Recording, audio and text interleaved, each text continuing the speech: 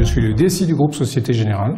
Je suis responsable de l'architecture d'entreprise, c'est-à-dire tout ce qui touche aux processus, aux organisations, au SI. C'est une filière relativement importante puisqu'on a 12 000 collaborateurs qui travaillent sur l'informatique du groupe. Et donc, en général, on produit au travers de cette filière toute la stratégie du groupe, à moyen et long terme. On pilote les projets communs, on fait la sécurité et puis on pilote les budgets parce qu'on a aussi pas mal de ressources qui sont engagées. On tient à renforcer au niveau de la banque notre lien avec non seulement nos clients, les entreprises, mais aussi tous les acteurs qui contribuent à préparer le futur. Donc que ce soit les écoles, les universités, et donc c'est un partenariat qui nous intéresse à cet égard.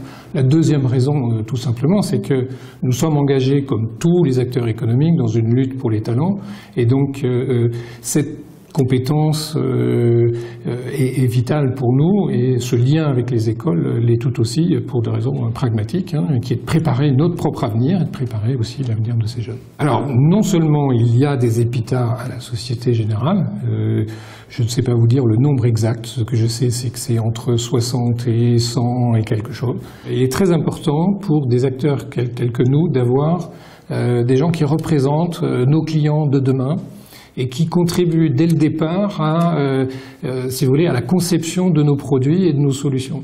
Et donc nous avons infléchi notre politique pour recruter davantage de très jeunes diplômés juste à la sortie de l'école, parce que, ils vont amener leur créativité, leur enthousiasme, etc.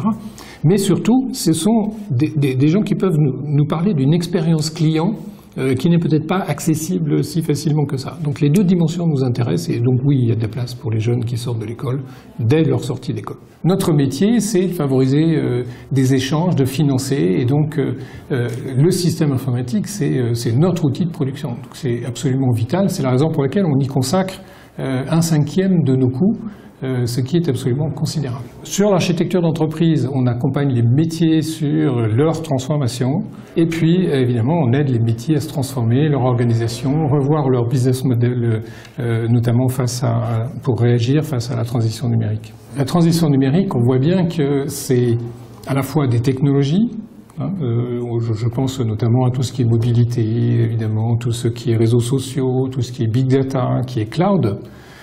Et ça change considérablement la façon dont on interagit avec sa banque.